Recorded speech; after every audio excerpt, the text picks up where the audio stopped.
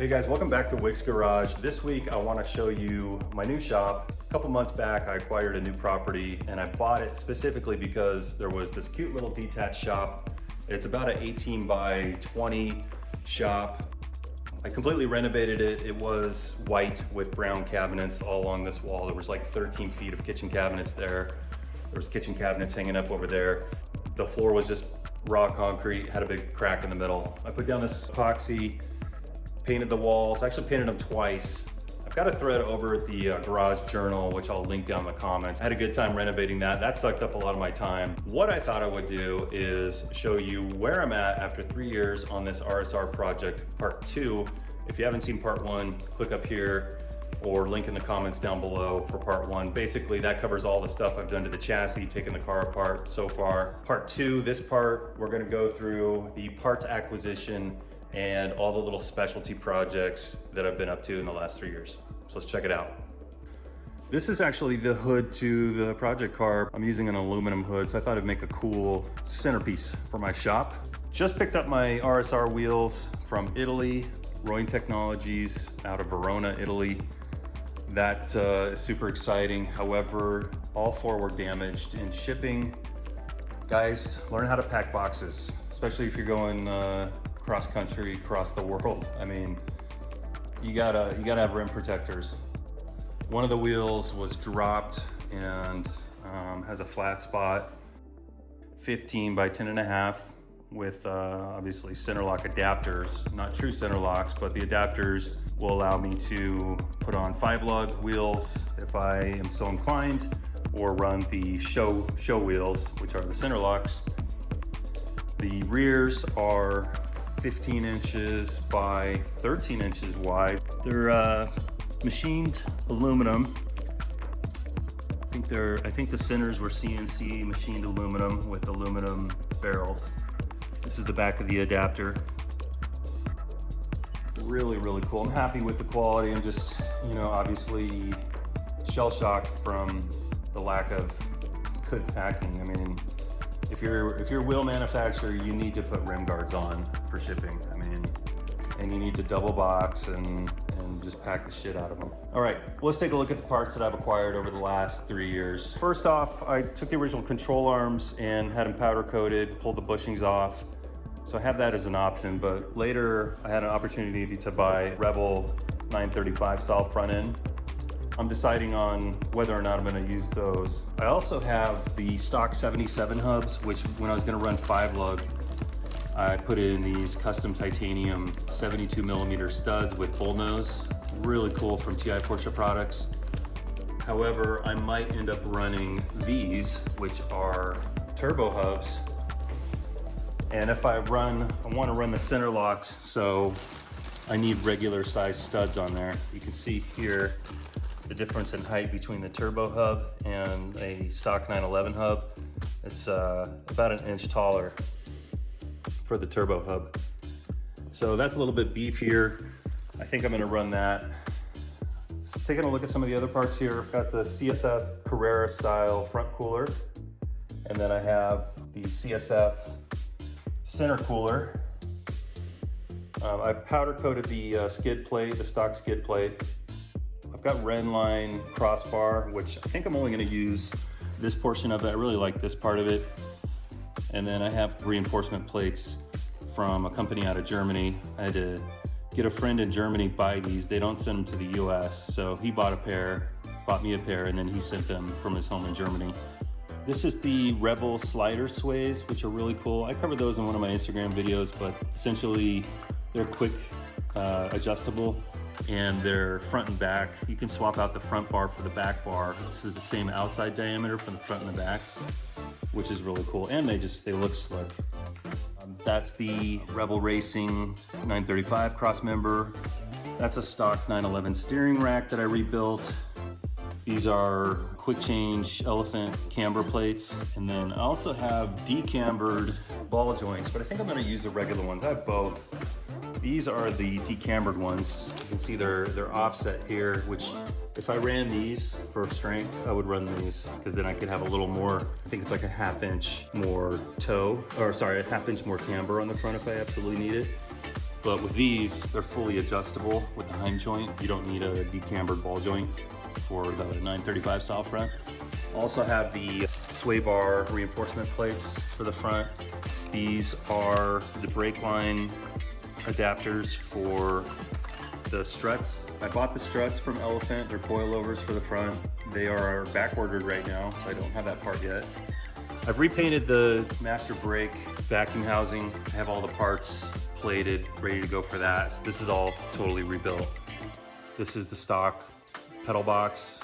It's all set. I rebuilt that in one of my earlier videos. These are Vitalonis, and you would see these on some of the RSRs. I think it's one of the prettier aftermarket mirrors. Super lightweight plastic. And then of course we have the 75 dash out of my 75, because I bought a new dash from Porsche. This is my 75 dash that didn't have a vent in the front. It did have a speaker grill, which I filled. The Dorian at Autos International did my dash for me. Turned out beautiful. Got a Momo. Probably not gonna run that one. I have a Momo Mod 7. These are from ST Classic down in, I think this guy's in New Zealand. He makes some pretty cool parts. I like his because the holes are bigger. So I have the rear cover for the shift coupler and the two floorboards from ST Classic. And then there was a guy parting out his ST project. He happened to have the exact right gauges that I need, which are the RSR style, later RSR style, which are black ring with silver dot and 10K RPM and 180 mile per hour speedo. Absolutely gorgeous gauges. I have the full set, but they're packed up. Also got the Weebo shifter, and I had the housing powder coated black. That's my shift rod. I covered that in an earlier episode where I show how to blue steel. This is the handbrake that I rebuilt. That's ready to go. And then of course we've got Recaro ABE seats, custom recovered. They're a little dirty from sitting around for the last 2 years, but really nice job done by Dorian from Autos International, of course. Got a little bit of cleaning to do here. They fit me really well. They look beautiful. So I'm excited for those seats. I also have these, which were made by my guy Flo in Germany. They're heavier than RSR door handles, but I mean, it's just a tribute. It's not a real RSR, so we don't have to get too crazy. We're getting crazy, but not too crazy. Of course, we have the 87 915/67, which is a Euro 915. It has the Euro cooler, and it's been completely redone to a show level quality by Bill Rader Motorsports here in Las Vegas. Absolutely gorgeous. It's full of oil, it's ready to go. And then let's see, we have the rear slider sway bars, and then we have an Elephant rear sway reinforcement piece. Here's the mounts for the slider. And then I have two sets of 935 style spring plates. I have the Rebel, which will fit the sway bar that I have, or I have Elephant racing ones over there as well. I haven't decided which ones to use. We have a Vaughn rear coilover, which is a level 2 for like canyon carving. And then we have the stock 77 trailing arms, aluminum trailing arms with a Elephant bushing and, you know, powder coated pieces here, new bearings.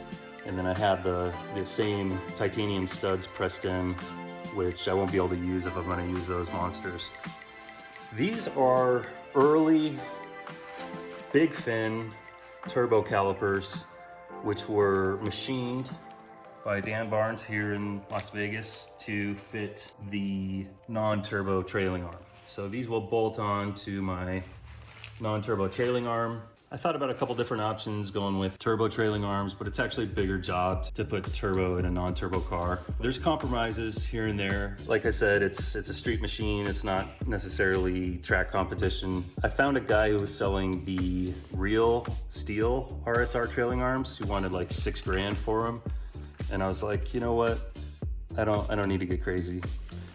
These were redone by PMB twice. They initially did them very poorly. I don't know what happened. They were in a transition between shops, or they were changing out their plating.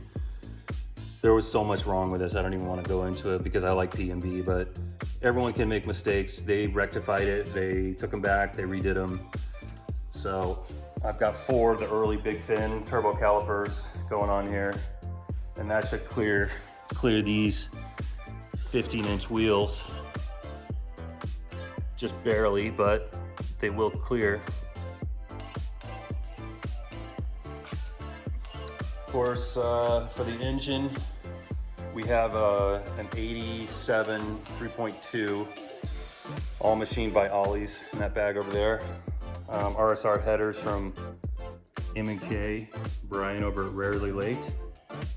We got a Renline engine carrier. We have a GT3 oil pump from William Knight. We have an MFI that I may or may not rebuild for the intake. Got a new fan from Porsche and a new housing. It's interesting because like the lip is polished and it has this red line. I actually kind of like it. I might paint this part, but I might leave this polished. I just think it kind of looks cool. Oil tank was redone by Pacific, as well as the onboard oil cooler. Got the other Bilstein shock there. Got powder coated engine tin. And let's see, these are actually the engine bearings, new chain guards. This is kind of interesting. These are the cover plates for the heat intake. So kind of in the back of the engine compartment, there's an open tube that goes up to the front. Normally it's connected to the headers to push heat up there, but I'm not running heat on this, I'm running headers. So. And then I also have M&K 2 in, 2 out muffler. It's not here right now. It's actually on my 75. I'm running that. I like the muffler a lot. It's super light. Some other things I've done, I drilled out the front hinges. We're gonna use an aluminum hood on the front. Took off the shock mounts, the strut mounts. All right, that was a quick look at kind of all the parts I've acquired. Of course, like I said, everything has a little story where it just takes time. And a lot of it is research, hours and hours of research of like, is this gonna work with this? How do I get that part? How do I get it to my house without it getting broken? Can I find somebody locally to do this work? Et cetera, et cetera. I did just get my pistons. They're custom pistons from CP. So I'm almost done acquiring all the parts for the engine long block. And then at that point, I've got to decide on intake. You guys think I should go with a more classic intake like the traditional RSR 3.0 had, which was MFI and slide valves? I was thinking maybe high butterfly, which still kind of has that period look and uses MFI. Some people are saying you should go to a more modern ignition, modern intake, and it'll put out more power. But I do like the vintage look, and everything else on the car is going to be vintage. What do you guys think? Leave a comment down below. Let me know what you would do and how you think I've done in the last 3 years between the parts acquisition as well as the chassis. See you guys next time. Thanks for watching.